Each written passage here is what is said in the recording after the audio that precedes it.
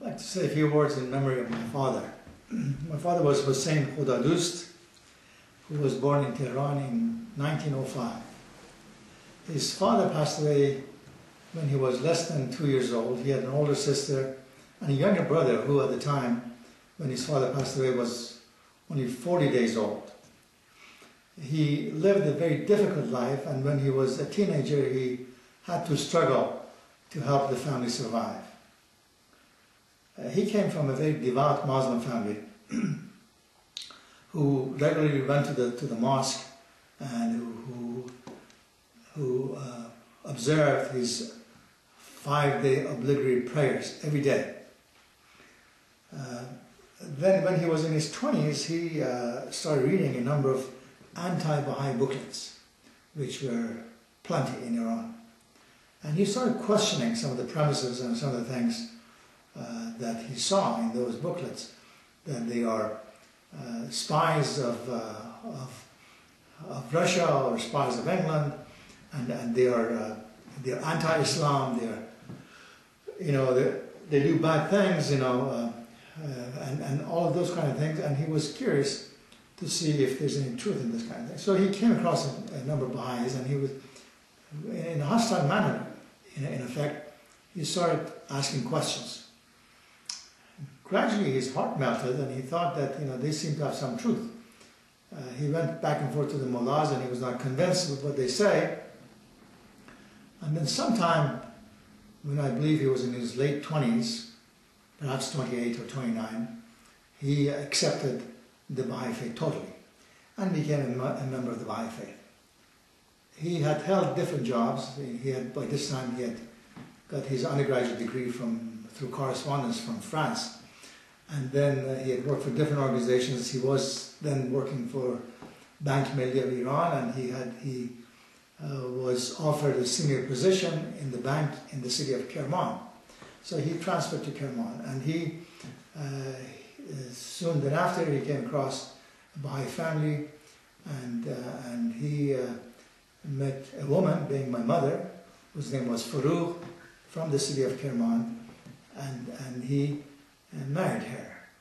And he had an amazing sense of humor also, and he always, whenever there were guests and there were new guests, and he would shake hand with them, and he would introduce my mother, and he would tell them, never go to Kerman, because they would find somebody so that you get married there.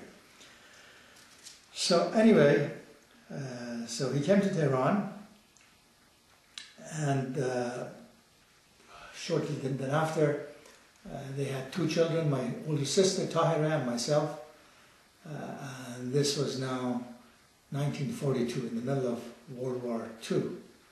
There was a message from Shoghi Effendi that he wanted a number of people to go pioneering, and among the important pioneering roles at the time for Baha'is was Iraq, particularly the north of Iraq. So he decided that he wanted to go pioneering. He wanted to obey the instructions of the Guardian of the Baha'i Faith. It was difficult, but he had made that decision. He had prayed about it, and he had made that decision. He resigned from his job, he sold what he had, but then toward the end, he was struggling as to what to do with his mother, because his mother, not only she was not Baha'i, she was hostile to the Baha'i Faith. So in desperation, the time was getting close, he was asking for his visa and passport and all the rest of it. He wrote a letter to Shoghi Effendi asking instructions as to what should I do. I'm in this situation, I want to go, and here's my mother, who's hostile, who lives with us, and now I'm uncomfortable with leaving her with other members of the family who are also hostile to the Baha'i Faith. Shoghi Effendi wrote a letter back saying that I will pray for your mother, Masume Etemad, which is what's her name. That morning, my grandmother woke up and called for my dad. My dad went to her, and she told him, show me the photograph of your guardian. She swore to the last day of her life she had never seen that photograph. she saw that photograph. She was not an educated woman, but she was a very devout Muslim. And that was enough for her. She said, last night I had a dream that I was holding my sister, her granddaughter, Tahira, in her bosom and riding on a donkey. And here was a very long and huge river, and there was a very thin bridge on it, which was impossible to cross.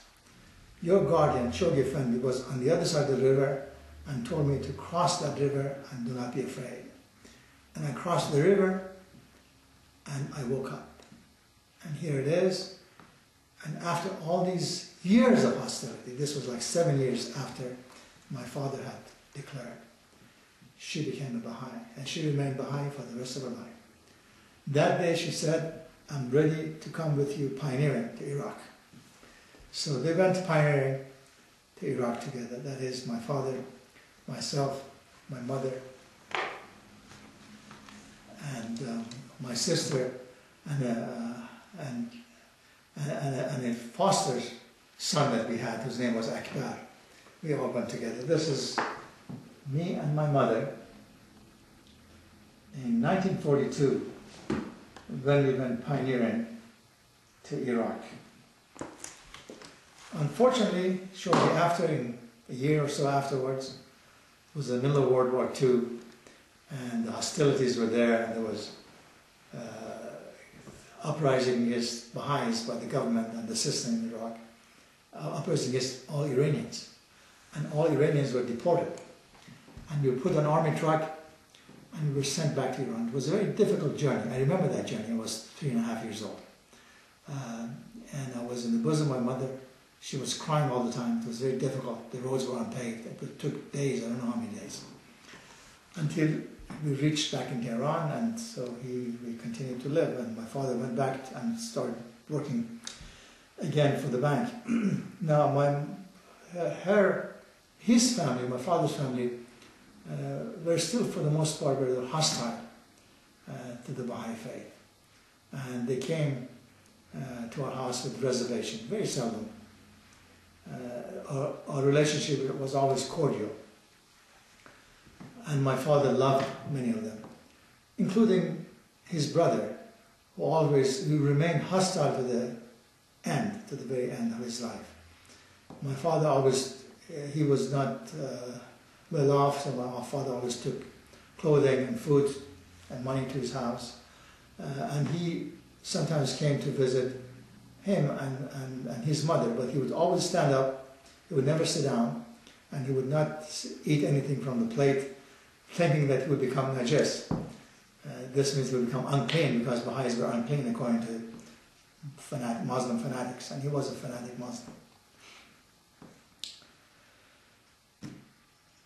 Anyway, my father was a self-made man.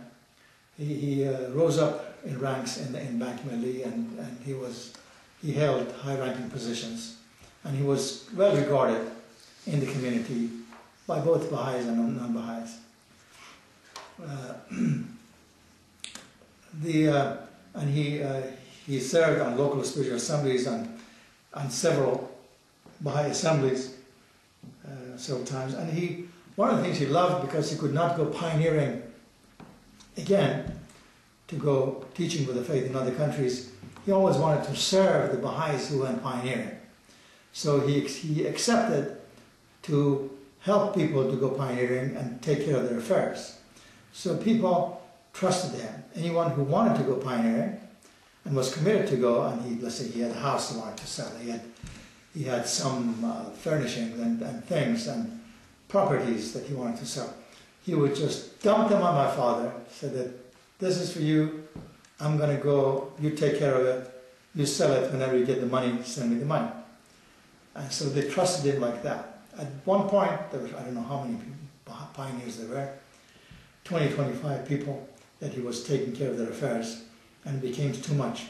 And he was overwhelmed by it, because he had a normal job, and he would come home at night taking care of their work. So then he had to employ 2 other people, and one of the rooms in our house was for that purpose. of taking care of the affairs of pioneers, and he loved it. And then not only he loved that work that he did for these pioneers, he loved the pioneers. So he wrote to every single pioneer, Baha'i pioneer, who had traveled, had gone on pioneering. This was in the 1950s, this where Shoghi Effendi had asked the Baha'is of Iran to go pioneering, particularly to Africa and to Arabia, to other countries of the world. He would prepare a biography of each one of them. The father, the mother, the children, every single one of them. When they went pioneering, what they were doing, what the children were doing, and he typed every single one of them into one-page biography of every family. It became a thick book of 300, maybe 400 pages or so. Beautiful, but he had it bounded, and he sent it to Shoghi Effendi before Shoghi Effendi passed away. And Shoghi Effendi sent him a letter of appreciation. He loved it.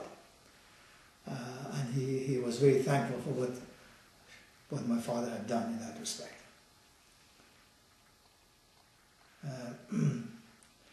Then sometime in the 1950s, late 1950s, he moved up to north part of Iran, Beirut. He had a beautiful large house built, and he always loved to have huge Baha'i events, and he built a large auditorium, and he just loved to have Baha'is come over and serve them tea and serve them pastries, and we just had it on a regular basis in that house. After the revolution came, they came to the house, and first, of course, his pension was cut. He was an old man by now, in early 1980s. And then my parents, they hauled away all the furniture in the house, and they were ordered to leave the house. They were not even allowed to take their wallets with them, to have some money in the wallet to go and find a place or take a taxi or whatever. They walked and walked for miles until they reached another friend's house, who was kind enough to convert his garage to a room. And they lived in this room until the end of their lives. My mother passed away in 1988, my father in 1989. I should show you a photo of my father. This is my father. The distinguished man, his name was Mr. Hossein Khodadoost. And here is my mother at that time. Now this child is not me anymore, this is my son, Omid. This photograph should be about 42 or 43 years ago, back in 1960s. So my mother passed away in 1988, and my father passed away 4 months after that in April of 1989. I may be wrong a few months for this. I think my mother passed away in 1989 and my father passed away in 1990. Thank you for your attention.